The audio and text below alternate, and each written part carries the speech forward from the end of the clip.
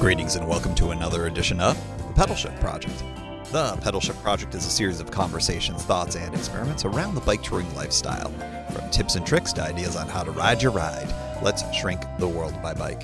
Show notes and more are available at pedalshift.net/246, and you can email the show at pedalshift@pedalshift.net or text me at 202-930-1109 and check Pedal Shift out on all the socials as well. Hello, everybody, and welcome to the very first pod that I'm recording from the road, as I was threatening/promising all along here. On this edition of the pod, we're going to be talking about exploring the Avenue of the Giants. Originally, this podcast was supposed to be next week on the schedule, but this week has been a crazy week for me. If you're new to the pod, let me give you the short version here. This is supposed to be a remote working month for me on the West Coast with my partner, my dogs, and everything like that. Go check out some past episodes for all of the information on that. One of the consequences to doing a remote working week is sometimes your remote work does a lot of things and it sort of steals your time from you. And so as a result, I was expecting to be able to have a casual time to sit down and talk about another topic, which I'm going to be bringing to you for a future episode, but I'm rapidly running out of time. I rarely like to produce these shows like mere hours before they're supposed to be released, but hi, here I am. We're going to be doing a full wrap-up of this very trip that I'm on right now, including the microcamper, the La Crosse, and how it is performing in a few weeks. Spoiler alert, there have been things. They have not been catastrophic, but there have been things, and it's worth sharing. And so that's going to be coming in a few weeks. I'm having fun, but as I sort of alluded to before, it's busier than I anticipated, and at least this week in particular, I'm having less time than I thought I would have. It's a thing. It's fine. This has been a really good trip and has exceeded expectations in a lot of ways, but more to come in a future episode on that, because I camped at the Avenue of the Giants and I rode my Brompton. So now I've ridden every single bike that I've ever owned since I started bicycle touring on that incredible stretch of road that is literally world famous. Kimberly and I were talking about, are there better places in the world from our perspective that we've been to? And I don't think that we come up with much better than that incredible 30-ish mile stretch of road in Northern California. One thing I want to mention, I kind of anticipated that I was going to be editing, doing my job basically and editing this audio. But as I remember it, I think it was kind of fine as is. And a part of me really wants you to sort of experience the riding almost exactly in real time. There are some cuts in this, but for the most part, this is largely the big ride that I did between Burlington Campground and Myers Flat. Is it Myers Flat or Meyer Flats? It's Myers Flat, California, and then back. And it was a fun little ride. It wasn't terribly long. I think it was like 8-10 miles, but super, super fun. And of course, it's a supersized episode for you. So I hope you enjoy it. Don't encourage my laziness, because ordinarily I would love to edit this, but I'm running out of time and I want to get you an episode. And this was pretty dope. So I hope you enjoy that. Good morning. It is Sunday morning, and we just had a reasonably good sleep in the camper, the micro camper, the La Crosse. And we'll spend a little bit more time talking about how good or how mediocre, the challenges, the good stuff, the bad stuff about the micro camper in its practical use. But this was sort of this past night, this last couple of days has been sort of the ultimate expression of it. And like, how is it as a camper in a campground context? So definitely have some things to say about that. Got the dogs here in the stroller. Yes, I have a dog stroller. And I have the bike all out. And I have my helmet ready. I got everything else set, a bottle of water. And this episode, we are going to do something that from a bike touring perspective, from a cycling perspective, is just one of the greatest places on earth from my perspective. It's cycling the Avenue of the Giants. It's California, I believe, Highway 234. It's about 30-ish miles. I think it's a little less than 30 miles through several, maybe a dozen, I don't know, a lot of groves of redwoods that sort of are close enough together that it feels like one long continuous set of groves with a few small punches of light where you come out and you, oh boo-hoo, you get to see the Eel River, So it's really glorious. It's really amazing. And it's one of those things that if you keep a bucket list, if you're a bucket list person, I really would say is one of the places you should cycle for sure before you shuffle off this mortal coil. I don't know if I've got much more to share before we start hopping off. But I should mention, this is important, Brompton. This is the first time I'll be doing this on a Brompton, which will be, I have 3 bikes. I have the Goblin, which lives for the moment in Portland, Oregon. I have the Safari, which is the main touring bike that's been here a couple of times. In fact, I had another bike which had been stolen, has even gone here, but the Brompton has never, ever, ever ridden the Avenue of the Giants. So we're going to fix that today. Temperature, nice. It is generally a little warmer, not a lot warmer, but a little bit warmer here at the Avenue of the Giants compared to the coastal route where you're coming from. As you move through Eureka and go into Fortuna, you start a slow and day-long or day-and-a-half-long inland route on the Pacific Coast tour. And this is the sort of morning that you wake up, if you're like me, at an ungodly hour, as early as you can before the sunrise, and then you will get the heck out of Dodge as quickly as possible. Traffic can be an issue, and you're also going, as I mentioned, inland, where it can get really hot and really sunny, very exposed, for basically your entire day's worth of riding once you emerge from the trees. And there are climbs, there are sections of 101, which, while normally is okay, there is one particular section that goes through a touristy area that is really, really, really rough. There's no shoulder, and it's windy, and cars are just kind of rolling right through. So it is probably one of the more teeth-gnashing sections of 101. I won't be riding that today. It's further down the road. I'll be one of the cars that's going to be looking out for cyclists down that road. I'm just going to be on the Avenue of the Giants, and I'll record some audio, so you get to do that with me. One other thing that I wanted to mention, because there's been so much parallel driving along the Pacific Coast route for the last couple of days, it's been really great to see that from a different perspective. Of course, bicycling is always superior to it, but it's always really interesting. Even by car, I'll notice the things that I notice because I've traveled at the speed of bike. So it's one of those things that I think benefits you down the line, even if you don't end up cycling the route again. Now, when you do go through it with a motorized vehicle, you end up having a somewhat similar experience, and then you're kind of gobsmacked. I think my UK listeners, I believe that's a UK-ish kind of thing. It may be an old man UK thing to say, but anyways, gobsmacked by the degree to which you drive through something that takes you a lot of effort or a lot of time or both, and you do it so fast you don't even realize you've already gone through the big hill or the full day of riding in 1 hour. It's just kind of it's always there, but it's always stunning. So, but the Pacific Coast route is great, and I will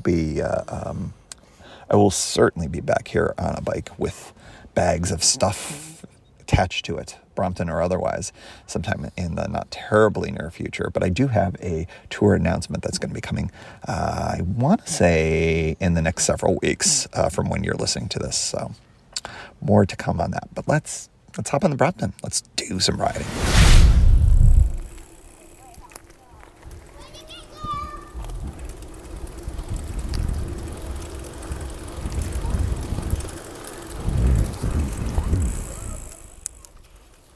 All right, working our way around the loop here.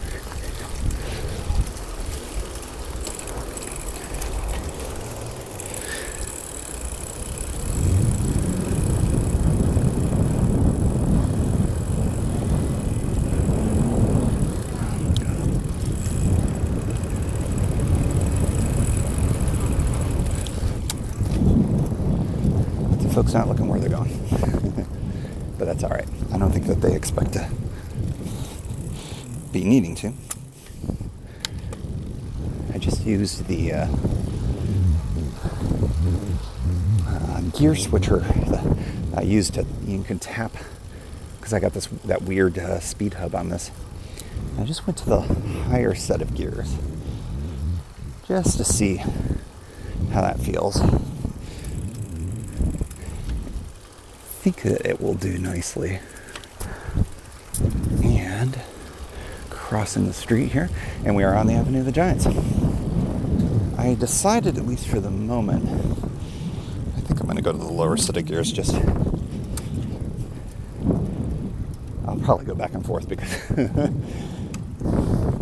yeah, I'm in the highest right now. Yeah, this will do. I think I probably could stand to have some air in the tires. I always forget.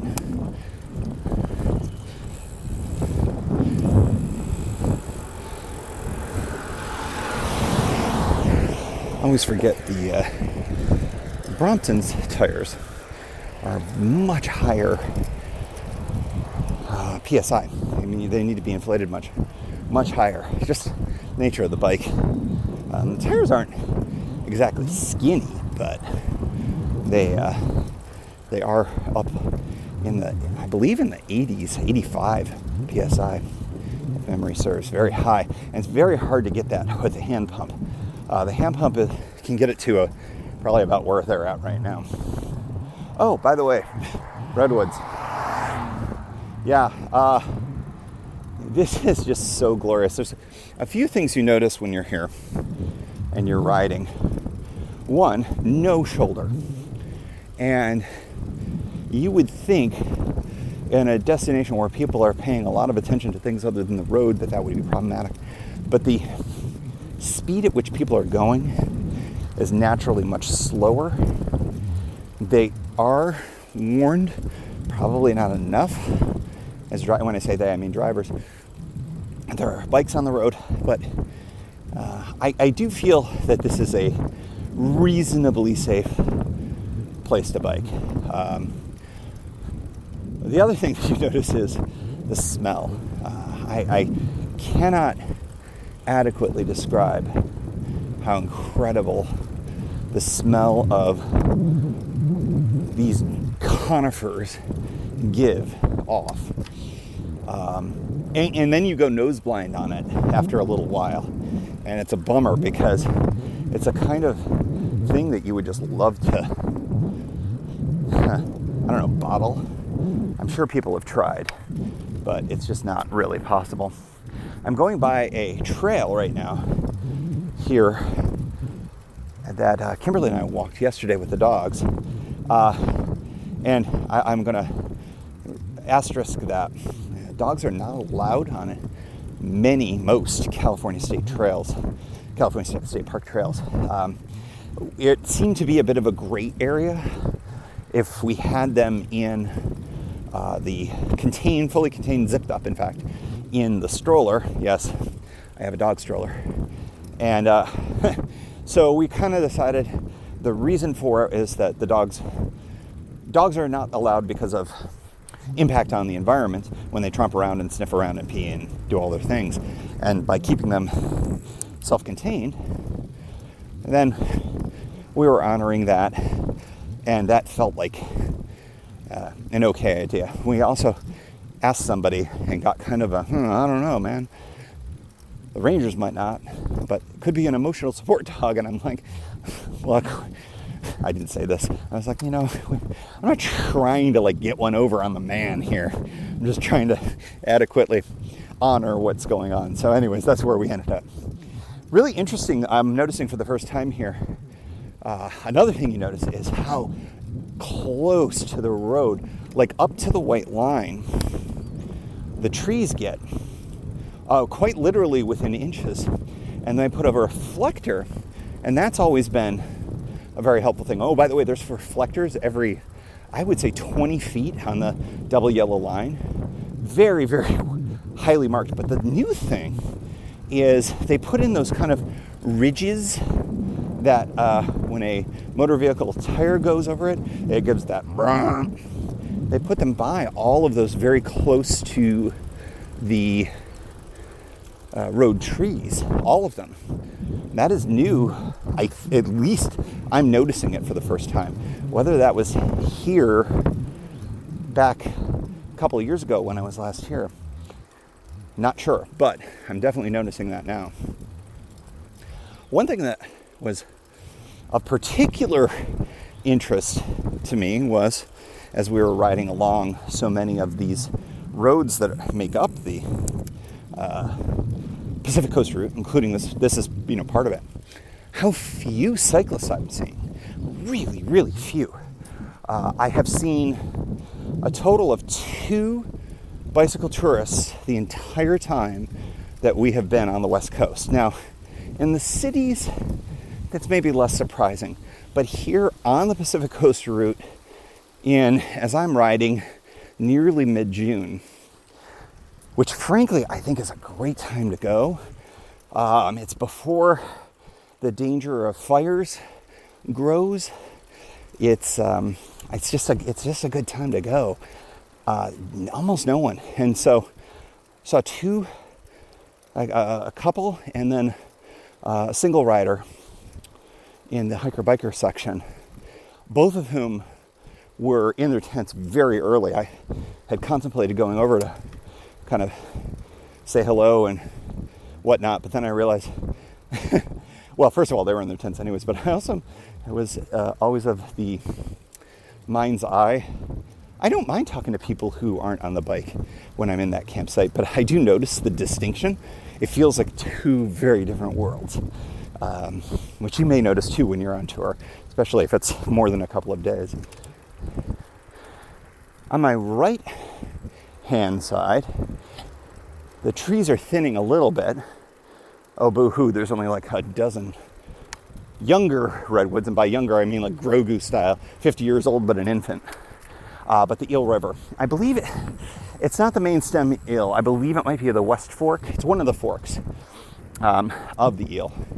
A really beautiful wild river that is a companion for you from the Fortuna area, perhaps even before that, but from Fortuna through here, and really gorgeous, very low watered compared to what I would expect at this time of year, which probably does not bode well for the burn season, but hopefully not.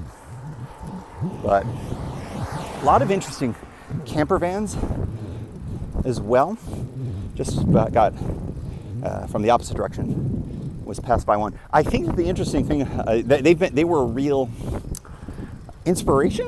Is that the word I want to use for the micro camper in a lot of ways? So it's just interesting to see those. I'm coming up now on a beautiful, beautiful look at the eel. We drove this yesterday back and forth, as one does when one camps here with a motor vehicle. And the thing you don't get to do is be over here on the shoulder and look down at a slow speed. Boy, you enjoy the ride that much more at these speeds. I have to say, I was a little concerned. I wanted to go a little bit earlier this morning. A, because it's cooler than it was yesterday. Yesterday was kind of on the warm side, and we've been in such cool air that I've wanted to, I'm not used to the warmth, and it wasn't that warm. It wasn't even 80, but boy, it felt hot to me. So between that and also the heavier vehicle traffic in the afternoons, I decided to go this morning and thought, oh, why don't I go at like 6:30? Yeah, that didn't happen. We slept in for us. And sometimes, I have had a picture of all of my bikes with this particular downed redwood. So I am going to do the same here. I'm hearing motorcycles, or that might be the sound of 101. But hopefully I can do this while I'm recording for you. Oh, yeah.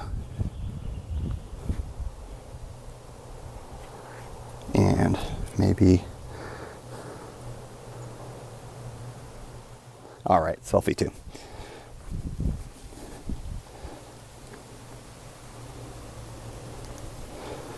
Hopping on the bike, and no cars in either direction. So I guess, considering I was speaking about the lack of traffic this morning, that was a good indicator of it.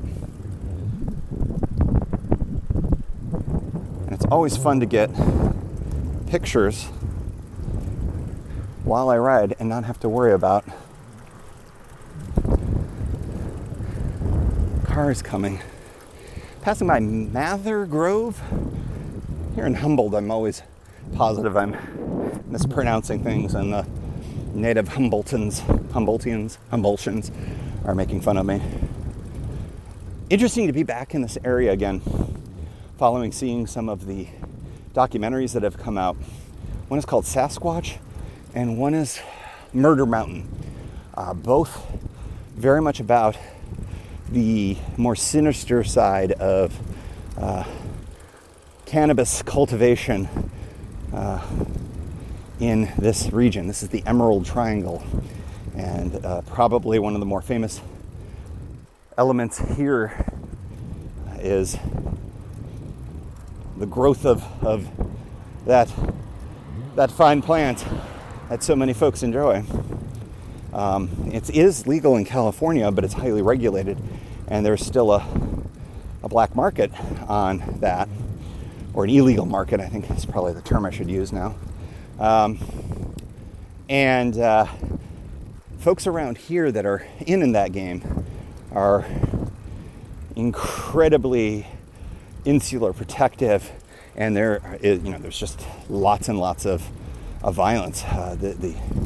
Once you get away from 101, away from the few major towns in this county, it gets real rural and real wild very quickly. And law enforcement is not how one protects oneself. So, and I've talked about it on the pod, that this is the region where, while gorgeous, and I love riding here, there are times when I am, especially south of here, we start getting into the real teeth of that vibe, particularly around Garberville. And there are amazing, wonderful people there, who have nothing to do with this trade. And there are folks who are involved with it, with the growth of cannabis, that have nothing to do with the sinister parts. But there's still a little bit of a weird vibe in some parts. And I tend to find that when I stop in Garberville in particular, that I get my groceries and I get out relatively quickly. Again, perfectly lovely town, I'm sure. But, sometimes your spidey sense goes off. And, well, it just goes off. Passing by, let's go into the Garden Grove of America Grove. Garden Club of America Grove, pardon me. We're just going to turn off. One of the things on this section of the redwoods of the Avenue Giants is I don't stop for any of these places because I'm trying to get miles. I've done a little more casual biking of it the first time that I did it, and it was fine and great. But I don't think I've ever been in this grove. There's a turnoff here. There's a bunch of people parking, so I may not talk too much. But this is not a camping area. Very explicit about that, but it looks like there's river access. There's a bathroom here. Really great place for a siesta, depending on what your needs are. Yeah, some picnic tables. Looks like some trails here into the redwoods. Yeah, I think worth another shot. I think we'll put the bike in park mode.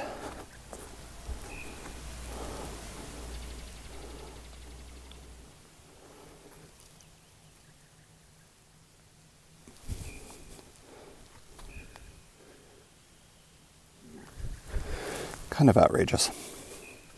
Kind of gorgeous.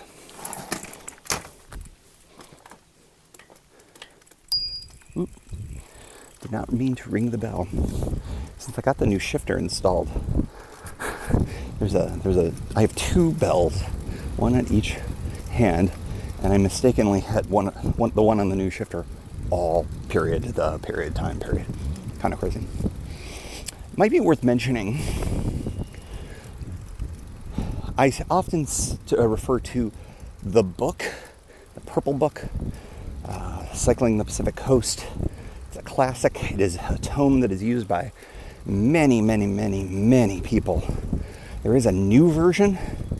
I'd be curious to see if anybody's, when I say new version, a new book that came out right when I was considering briefly to do one of my own. So that scuttled that idea. And I have not seen anybody using it physically or via Kindle or other electronic usage. The venerable book, the book, as I refer to it,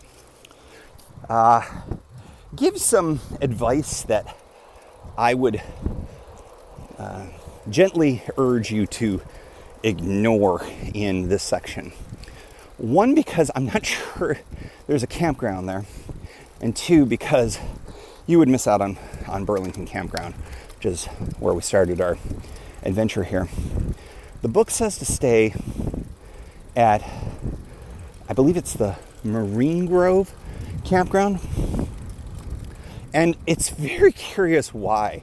I don't know if it's because they were like, we want to make sure that the mileage that we give is below a certain threshold, and to go to Burlington, it's another 2 miles. Okay, that's fine. I have no idea. I'm speculating. Because what's strange is, if that campground exists, that hiker-biker campground exists, which I'm not sure it does, then it doesn't have showers. And they say, oh, go to Burlington Campground for showers 1.7 miles up the avenue. Which is very interesting and strange. So, not sure if that campground exists, but I would strongly, strongly urge you to go to the Burlington Campground. You're allowed to stay for 2 days, as last I knew. Walk-in reservations, which is good because the campground is typically fully sold out long in advance. We got the last spot, and it's the worst spot in the whole campground. There are no bad spots in that campground for you motor vehicle folks, except for the one that we got.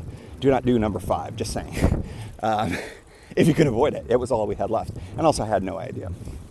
So the Burlington Campground is the place you really want. You want to time your ride, in my opinion, to stay there, because it splits up the Avenue of the Giants into a couple of, the beginning and end of the day or more to the point, the end of the day and then the beginning of the day of your riding.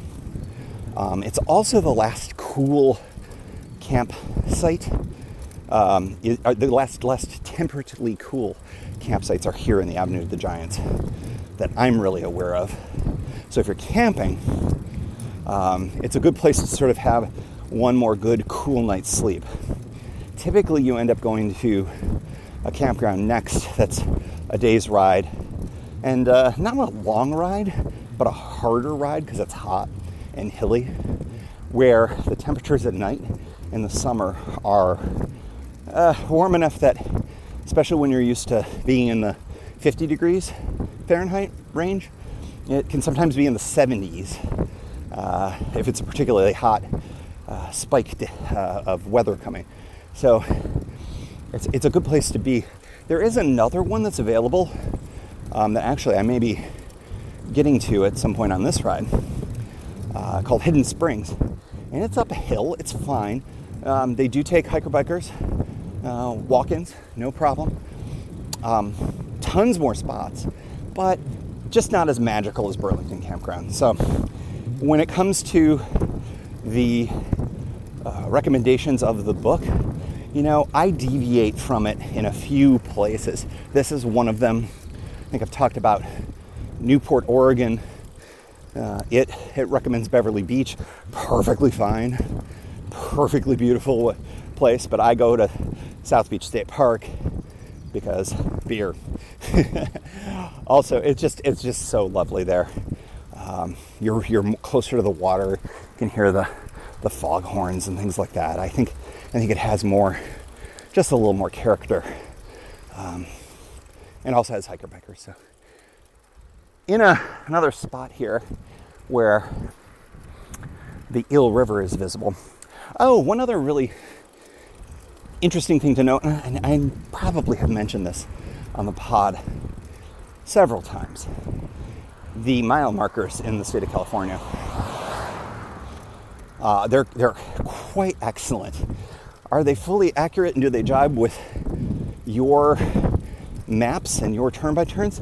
Not always. The book is off, for instance, on Leggett Hill and Rockport Hill, or Middle Finger Hill, as I've talked about a lot.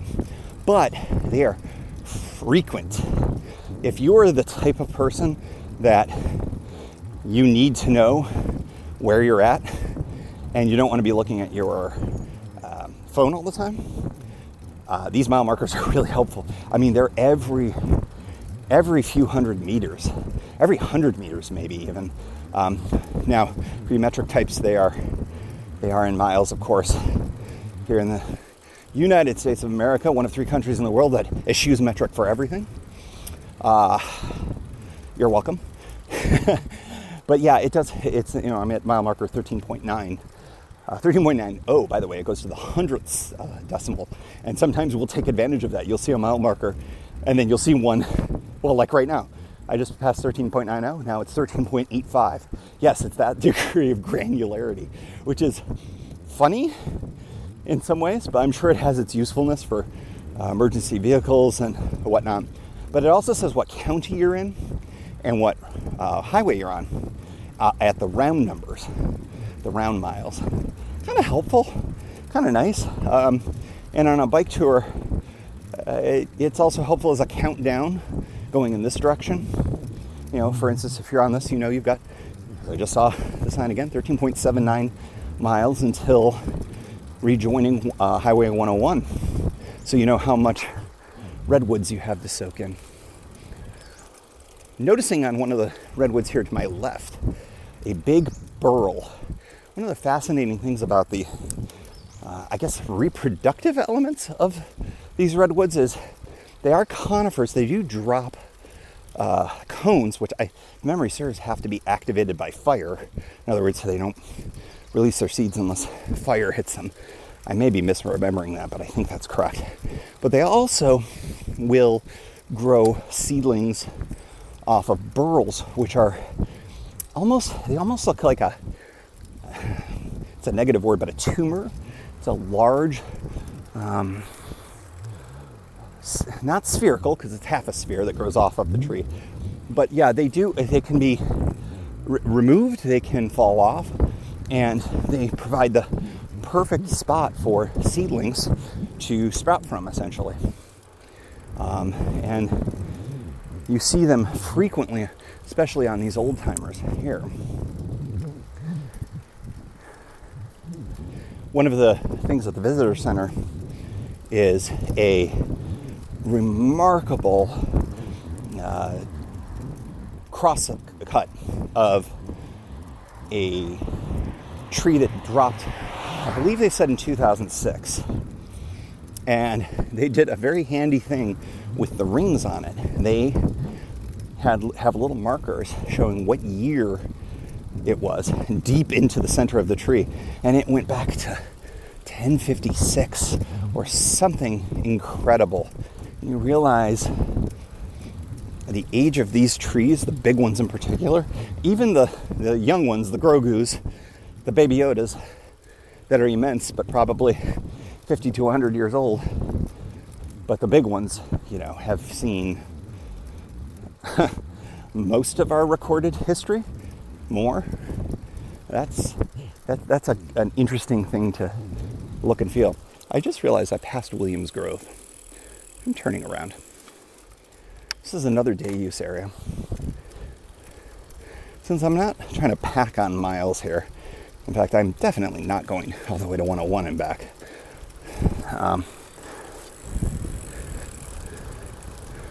Let's see here. Oh, is this this looks like a fee area, so I think I may skip this.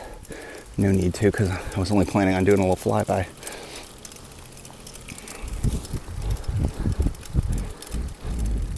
Oh, interesting. I had mentioned Hidden Springs Campground. There's a trail, hiking trail, that spits you out right here across the street. It says no bikes, and it says it's 3.2 miles from there. So if you're a hiker,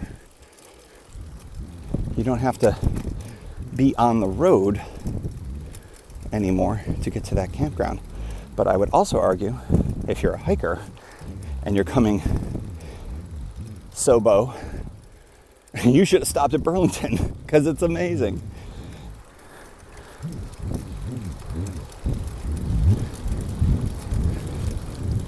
I'm realizing now that this has been a stream of consciousness episode where I've been largely talking. I do hope the audio is good, because if not, super host. But I don't think the wind is very bad. It's just the question is, is what I'm saying interesting even remotely?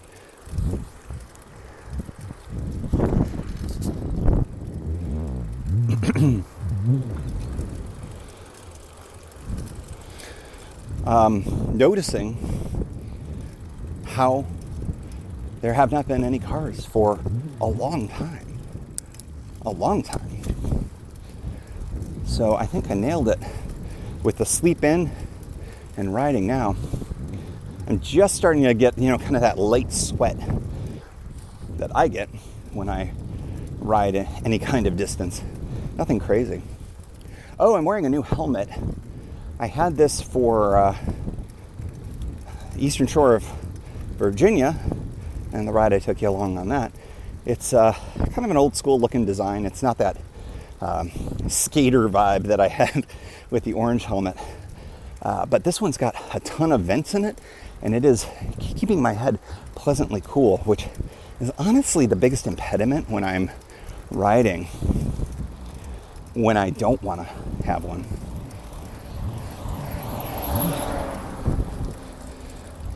Nice wave at a Class A RV. Yesterday we saw, they were not touring, but they were cycling the Avenue of the Giants, and it was actually right here where we passed them again after having seen them. I always gave them a wave. They were on a tandem. Would you tandem folks? Hats off to you, man.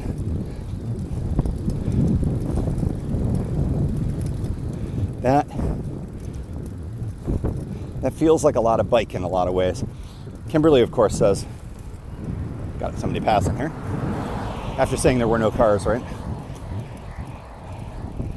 Probably judged by the sound, I'm hoping, the rough speed that folks are going. I'd say I was getting past there between 25 and 30 miles per hour with a lot of distance. They went over the double yellow line. There was plenty of room, so that was good. Kimberly said yesterday about the tandem. She goes, I would just let you pedal and I just sit back and ride. And I'm like, that's why I'm never going to go on a tandem with you.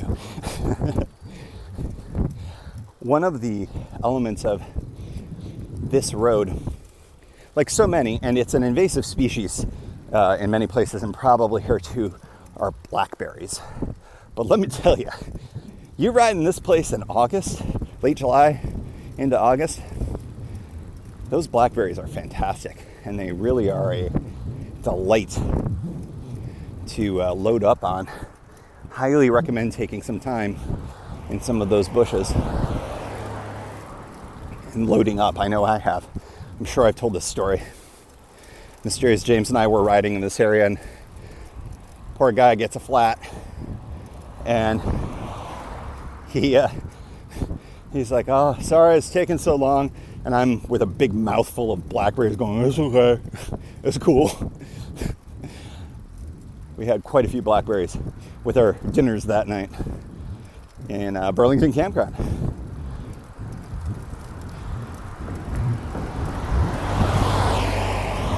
Yeah, another great pass there.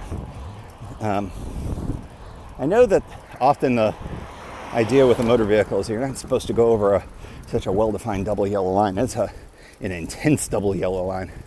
But they don't go all the way into the oncoming lane. Tend to ride in the double yellow, I've noticed. And gives me plenty of berth. I tend to ride, especially when it's dry, on the white stripe. This is maybe a little bit of a tip for any road where you don't have a shoulder. Generally, I will grab the white line. I definitely understand the notion of taking a lane, and I do that. But I think that my first instinct is typically, if conditions are otherwise, good, that I tend to stay over there, and then that allows for a more free flow of traffic on a road like this, on sections of 101 where they're going highway speeds and you've got no shoulder. That's really what you got to do. We are now entering the town of Myers Flat, a word you don't like to see when you're riding a bicycle. Flat. We're passing by one of the 3 private drive-through trees in the immediate vicinity. I've never gone through any of them. Oh, I think we got to get a picture of Bigfoot.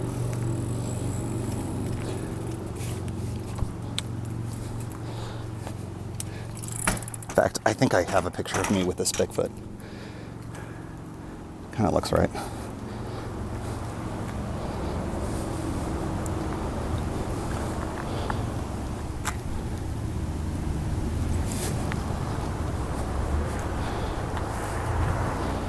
I'm realizing I'm doing a lot of vertical images. And I usually typically don't do that on the website, so may mess things up.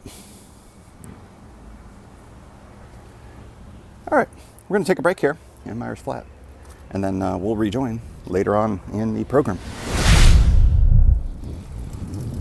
All right, we are back Nobo, the direction you typically don't want to go ever on the Pacific coast, except maybe in winter when the winds turn around. I mentioned was it 2 years ago, the Oregon Coastal Loop. Riding Nobo is doable, fine, but the infrastructure almost is not really built for it. Now here on the Avenue of the Giants, it's about the same. You don't have a shoulder, no matter what.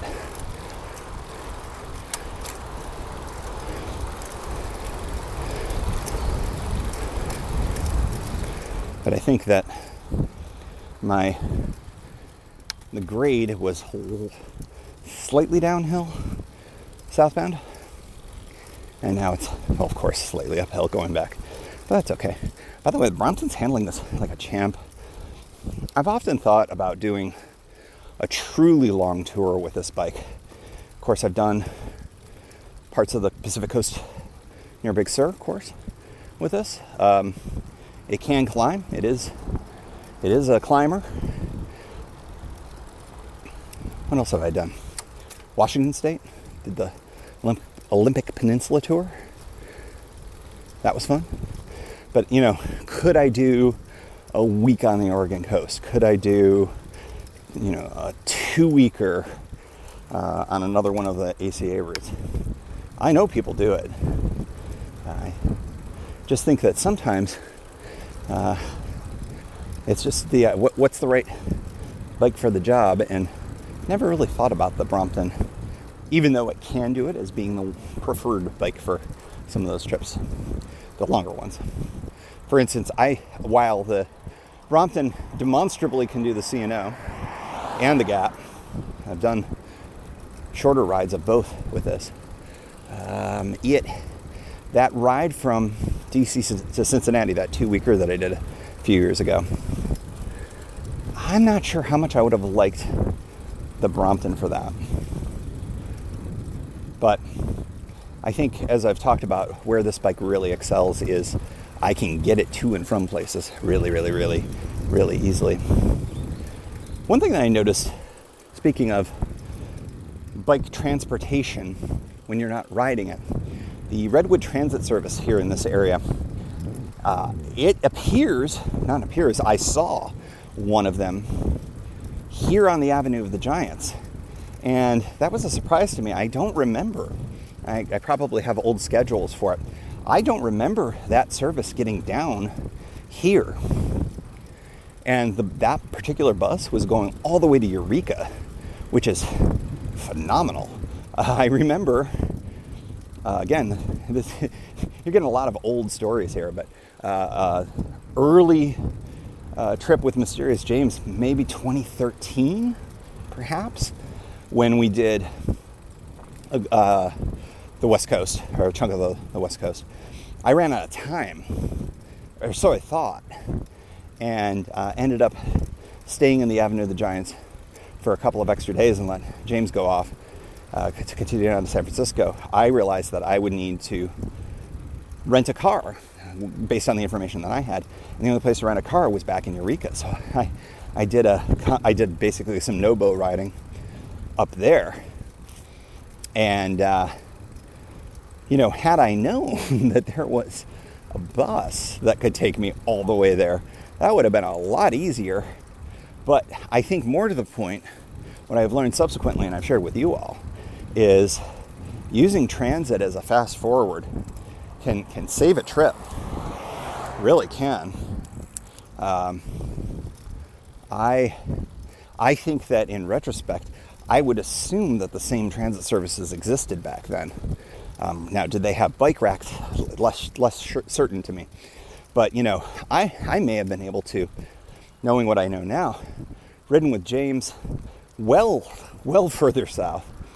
And then I think I just needed a day. I could have said goodbye to him at Samuel P. Taylor. That's just a one-day ride from there to San Francisco.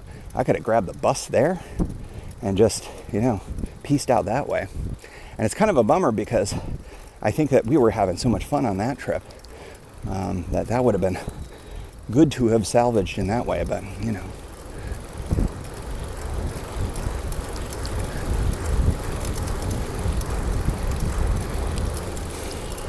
the first time I was passing by somebody who was at the side of the road taking pictures, and I'm like, I don't want to ruin that tranquility.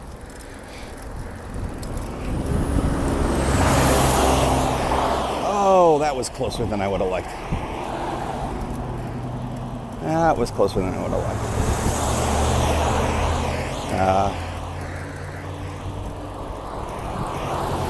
liked. Trailer camper was about maybe 2 feet off my left there. And part of it was they were impatient. There was an oncoming vehicle that wouldn't allow it to get more over. And rather than, God forbid, tap their brakes and wait a fraction of a second, they decided to pass me at that precise moment. So, yay. One thing that the book, the purple book says, that I thought was really interesting, I didn't like how they put it, but I think I agree with the concept, is this has to do with the section of 101 further south of here, where there's terrible shoulders, no shoulder. Calling it terrible shoulders an affront to bad shoulders. They said, the quote, and I'm going to mangle it, says, sometimes it's worth taking the coward's way out and pulling over. I don't consider that a cowardly act by any stretch of the imagination. Maybe they were saying that tongue-in-cheek. I'm sure they were. But at the same time, I do think that when you've got 3 actors, oncoming vehicle, motor vehicle coming in your direction, about to pass you, and you have agency. And if that scenario is happening, while I do think that the onus is on the passing vehicle to act, that is not always my experience. So, coward's way out, maybe. But I think potentially a safe way out is another one. Now, it's funny as I say that, I'm riding here along a section of the road where the shoulder, it's not a shoulder, it's a drop. Not a big drop, but it would be a dangerous maneuver for me to go over. So, yeah, it's just always interesting. I don't believe I've mentioned this. One of the features of my Brompton is a side mirror, and it is a Burley side mirror, not the brand, but a large one. And it is so helpful on all rides, but on this type of a ride, it gives you so much more information. And I think I've done whole episodes on mirrors. It is a piece of equipment that, while I always say ride your ride, you don't need to listen to me. You don't need to listen to whatever's said in a book or the know-it-all at the camp or whatever. But man, a mirror is a really important piece of safety, I find, for bicycle touring. And if you survey in camp or on any kind of a group ride or stuff like that, regardless of the format, a mirror tends to be the type of thing that most riders will have. I think I had said earlier that this was California 234. It's actually California 254, Route 254, for you stat nerds at home.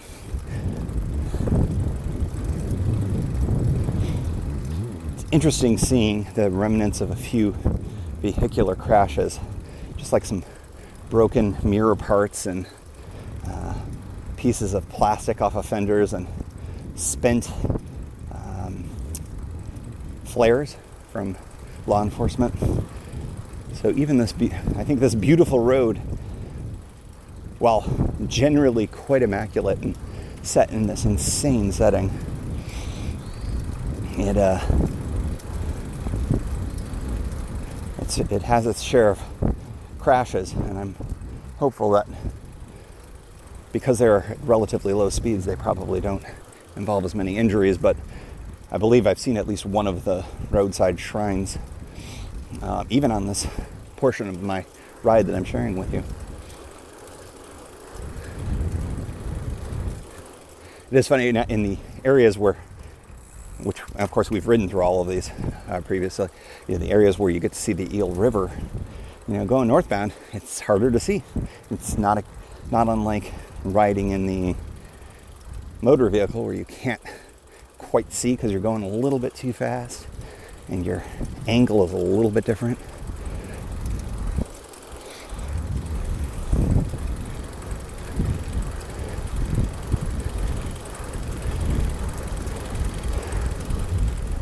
One thing that you don't tend to do a lot when you're riding, you tend to keep your eyes forward or down even, is looking up. And I just did that and was greeted with a spectacular view.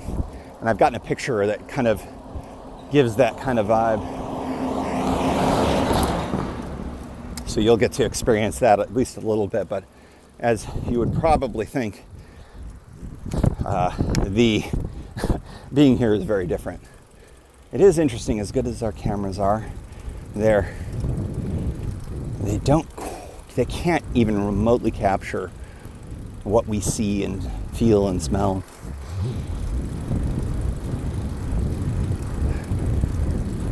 Yeah, I think I chose the right route. I think I'm going to go into this. It's another one of those trees with like a big cavity in it that I couldn't see on the way up because it's facing this direction. I think I might even, let's see, maybe we can all do this. Me, the bike. I think I will give you all a break. I'm getting a cool picture. It's worth it. So I got this really cool shot from inside this tree, and I'm recording inside here because I just couldn't resist the possibility that the audio in here would sound super freaking cool, which I think it will. There's like a little peephole at almost ground level, because I mean when you're in here you're below, and you can see out, and I just saw that vehicle go by, and none of these southbound vehicles, I think, can see me. What a fascinating little spot. Big enough that I think you could curl up and go to sleep in here with the sleeping bag. But I would suspect that this is probably well known by the California State Park Rangers, and they may check this in the evenings. You also could be seen for sure by northbound folks, because I mean their headlights would come straight in here. But if you hid your bike properly, kind of fun. I think it's more fun just to kind of go in here and see it. There's probably better stuff. There are a lot of good stealth camping opportunities around here. I don't recommend it here at all. In fact, I would encourage you not to do that. First of all, the campsites are just too good, way too good, and too cheap. It's probably the reason why they have them, and they have multiple ones. And if you're on a bike, there's no good reason for you to stealth camp here. However, it's just an interesting observation. I don't think it's worth the even if you're good at stealth camping and you're great at leave no trace. I do think that this area is particularly special, and any amount of wheels or feet in places that are not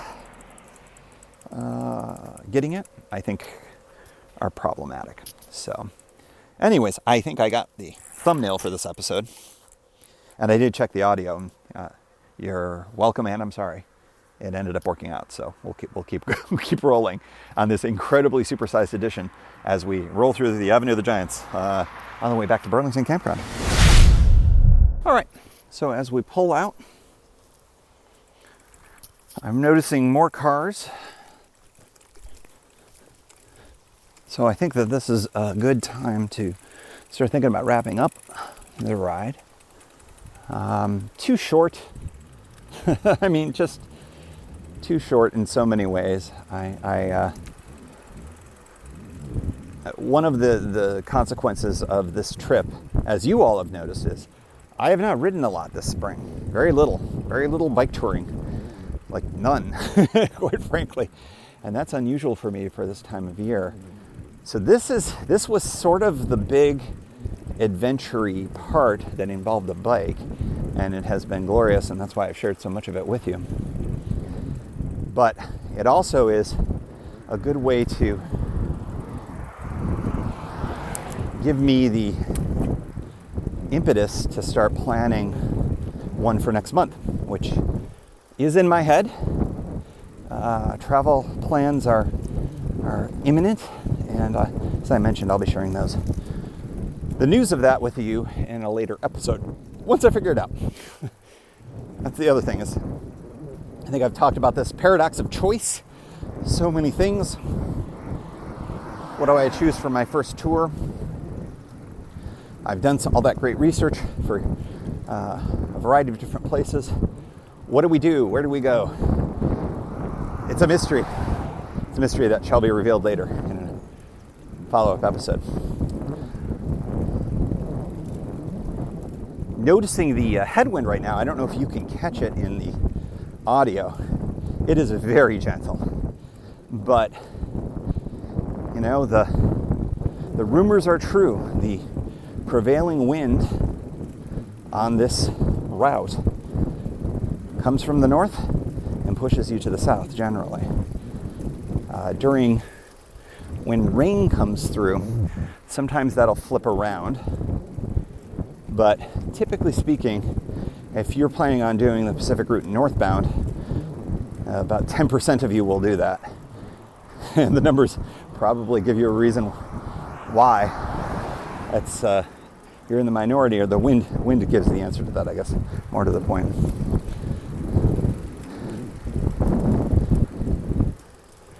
Going through, which grove was this? This was the one I couldn't go. Nope, Garden Club Grove. We did go in there. What a stunning set of trees in here.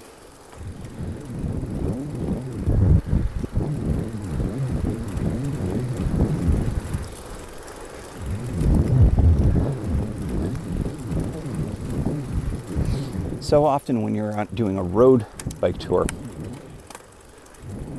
you don't get to just enjoy the sound of your bike and the wind, maybe the stray conversation you're having if you're riding with someone that's not punctuated constantly with traffic. I think I'm grateful here, today at least, that the number of cars have been so minimal. Probably worth noting for the first time the word COVID as part of these travels. Definitely different places have different vibes. The predominant vibe here in Oregon and here and so far in Northern California is folks are asked, requested, demanded, I don't know what we would call it, to wear a mask inside dining facilities and shops and whatnot, regardless of vaccination status. And that has been A-okay by me, quite frankly.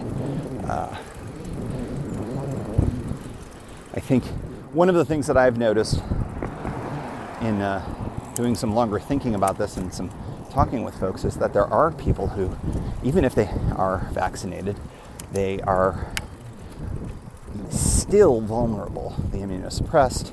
Of course, I've got family with kids out here. Kids aren't vaccinated, and while they certainly felt safe, Kimberly and I were vaccinated, so we got to spend some time.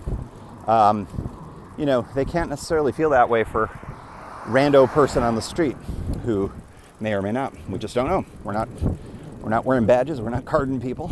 So, I think as a result, there's a lot of folks that there's still mentally kind of need to be keyed up for it, as we were for so long during all of this. Of course, I'm talking to a lot of folks outside of the United States, and your vaccination rates aren't as high as ours yet.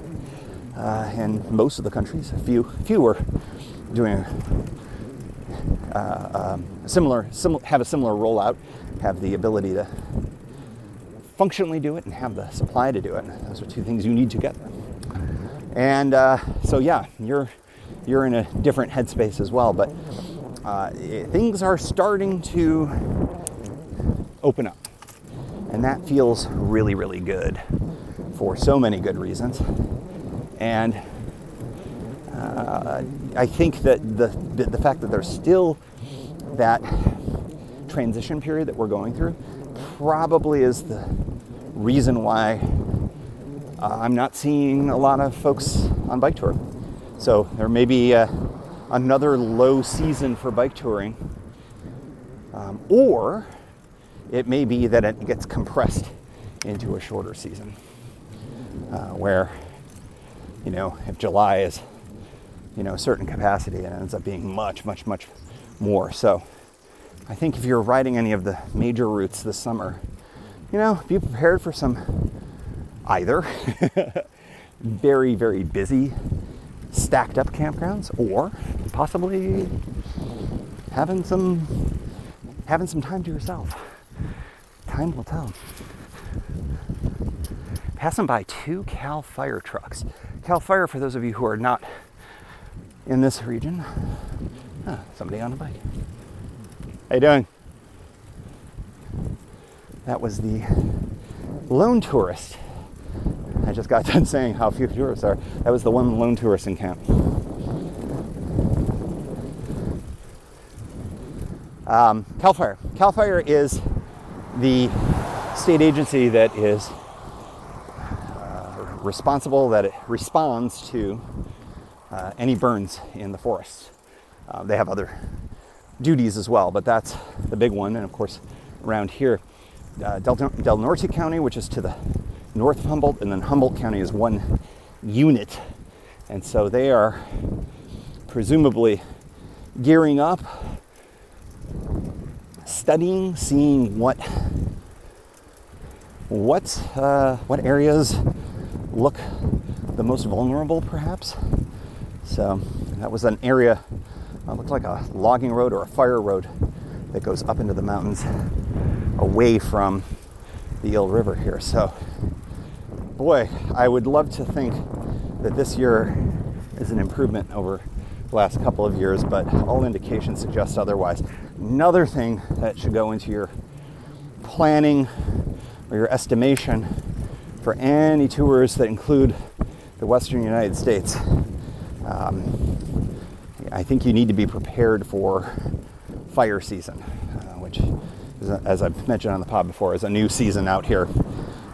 It's not the immediate danger of a fire on your route specifically, although that's certainly a possibility, but it's the smoke and what that entails. Having ridden through some pretty gnarly smoke a few years ago for one of my rides, it is something to be aware of. I would recommend, a lot of us have them now, those N95s, some other, some type of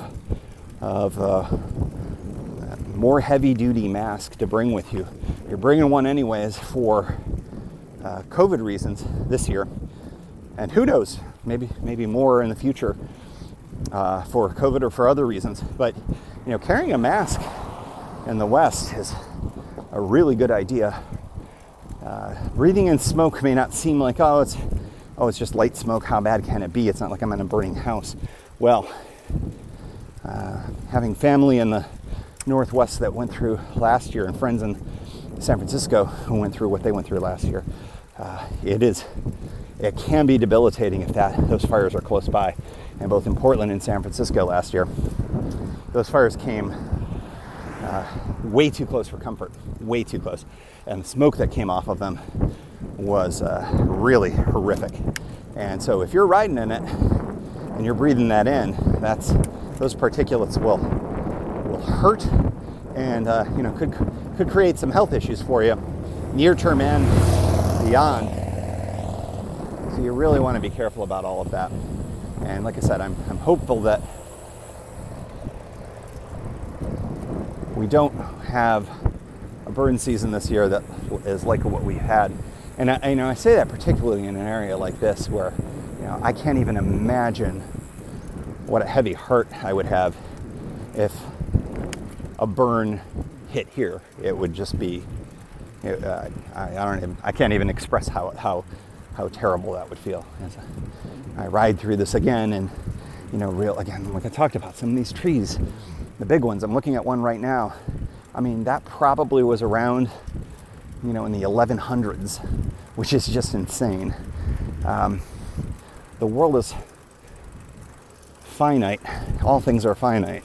But to have something that's been around that long go away because of the effects of climate change, some of these fires are started by humans, intentionally or otherwise, it just is kind of a sad thing. Well, I am going to turn the tide of the conversation to something more glorious and think more about how beautiful the trees are in the here and now. It's a very Buddhist thing, I think. I'm not a Buddhist. I just know a little bit about it, being in the moment. Instead of mourning the loss of things hypothetically in the future, which is about as non-Buddhist as I can think of, why not just enjoy what I'm seeing right now? These old giants. Sequoia sempervirens, the Latin name for the coastal redwood, which is, of course, the long name for my safari, which I don't use enough. But they're just such amazing, amazing things. And as I'm starting to get to the point where it's worth considering wrapping up our time together, how do I sum all this up? You should come here. You should bring a bike. You should get here by bike if you can.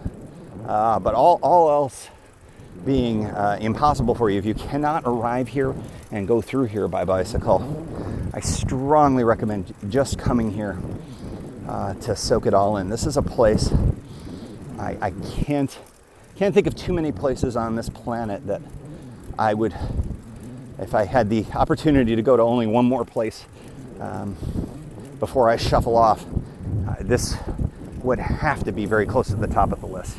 There's just no question about that. Pass by Pasula Road, which is another state park road. Looks like a fire road. promised I wasn't going to talk about fire anymore.